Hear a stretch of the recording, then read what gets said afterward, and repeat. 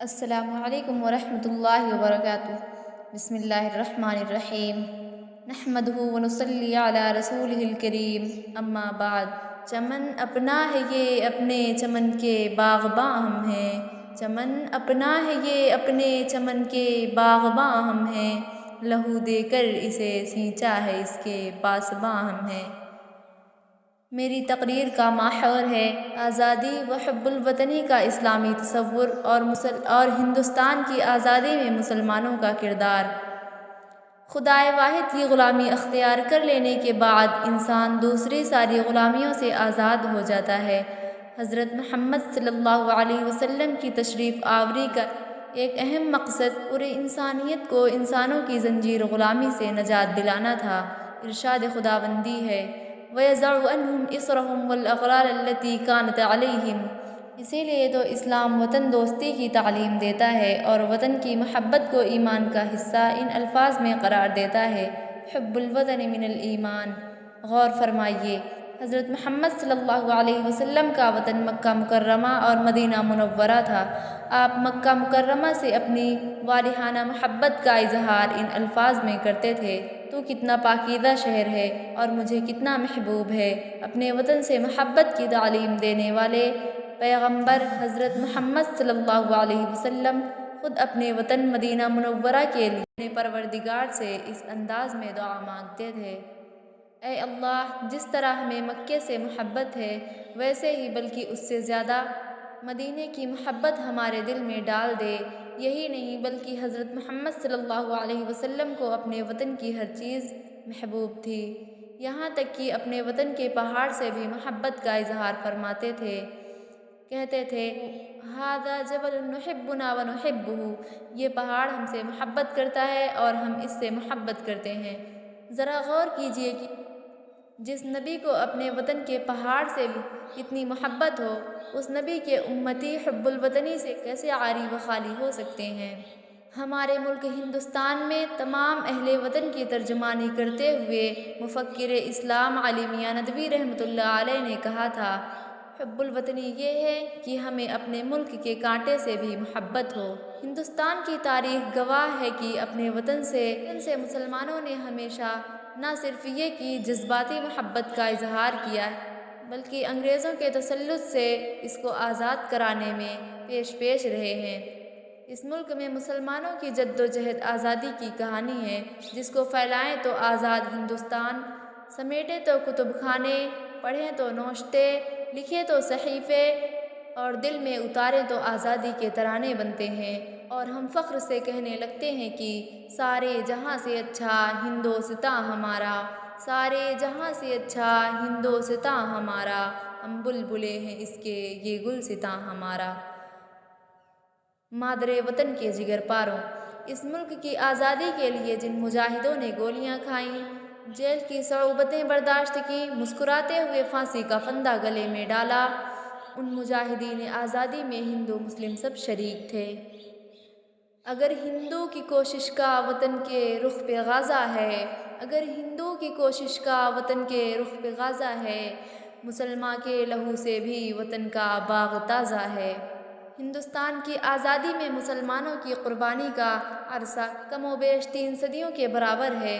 1700 عیسوی سے ہی نواب سراج الدولہ نے انگریزوں کے خلاف لڑنا شروع کر دیا تھا۔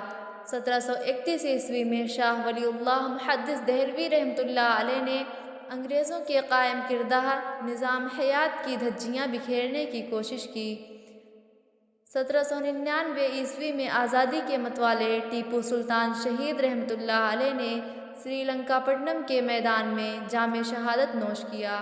ان کی نعش کو دیکھ کر فاتح انگریز نے یہ اعلان کیا تھا کہ آج سے ہندوستان ہمارا ہے۔ 1803 عیسوی میں ایسٹ انڈیا کمپنی کے قیام کے بعد یہ اعلان ہو گیا تھا کہ خلق خدا کی، ملک بادشاہ سلامت کا، حکم کمپنی بہادر کا۔ اس اعلان کے بعد امام حریت شاہ عبدالعزیز رحمۃ اللہ علیہ نے انگریزوں کے خلاف جہاد کا فتویٰ دیتے ہوئے فرمایا تھا کہ آج سے ہمارا ملک غلام ہو گیا ہے اور حصول آزادی کے لیے جد و جہد کرنا ہمارا فریضہ ہے۔ اس کے بعد بذریعہ اسلحہ ملک کو آزاد کرانے کے لیے مسلمان آگے بڑھے، جن کی قیادت سید احمد شہید نے کی۔ 1857 کی جنگ آزادی کے بعد ایسٹ انڈیا کمپنی کی طرف سے یہ حکم جاری ہوا کہ تمام مولویوں کو تخت دار پر چڑھا دیا جائے۔ چنانچہ 15 دنوں تک پورے ملک میں قتل و غارت گری کا سلسلہ جاری رہا۔ 2 لاکھ مسلمان شہید ہوئے، جن میں 51,500 علماء کرام تھے۔ چاندنی چوک، لال قلعہ اور جامع مسجد کے پورے علاقے، گلی کوچوں اور چوک چوراہوں پر علماء کی سولی دیکھ کر عوام کی عبرت کے لیے کئی دنوں تک لٹکا کے رکھا گیا۔ 1861 میں امبالہ اور مالدہ کے اندر بڑی سنگین مقدمے چلائے گئے، جن میں نامزد تمام مسلمانوں کو پھانسی دی گئی یا ساری عمر کے لیے کالا پانی بھیج دیا گیا۔ برطانوی سامراج کو جڑ سے اکھاڑ پھینکنے کے لیے حضرت شیخ الہند رحمۃ اللہ علیہ نے اندرون ملک انگریزوں کی مخالفت اور بیرون ملک سے حملے کا پروگرام بنایا۔ اسی مقصد کے لیے انہوں نے 40 برس کی خفیہ تیاری کے بعد 1915 میں ریشمی رومال کی تحریک چلائی، جن میں ملک کے نامور سیاسی لیڈر شریک ہوئے۔ 1921 میں کراچی کے اندر خلافت اجلاس سے خطاب کرتے ہوئے مولانا حسین احمد مدنی رحمۃ اللہ علیہ نے یہ اعلان کیا تھا کہ برطانیہ کی اعانت اور ملازمت حرام ہے۔ اس جسارت حق گوئی کی پاداش میں ان کو اور ان کے رفقا کو 2 سال کی قید با مشقت کی سزا ہوئی۔ مولانا محمد علی جوہر نے گول میز کانفرنس میں اہل برٹش سے کہا تھا، یا تو ہندوستان کی آزاد ہوگی سرزمین، یا تو ہندوستان کی آزاد ہوگی سرزمین، دینی ہوگی یا مجھے انگلینڈ میں 2 گز زمین۔ 1926 میں کلکتہ کے اندر علامہ سید سلیمان ندوی رحمۃ اللہ علیہ کی قیادت میں اس ملک کی مکمل آزادی تجویز منظور ہوئی۔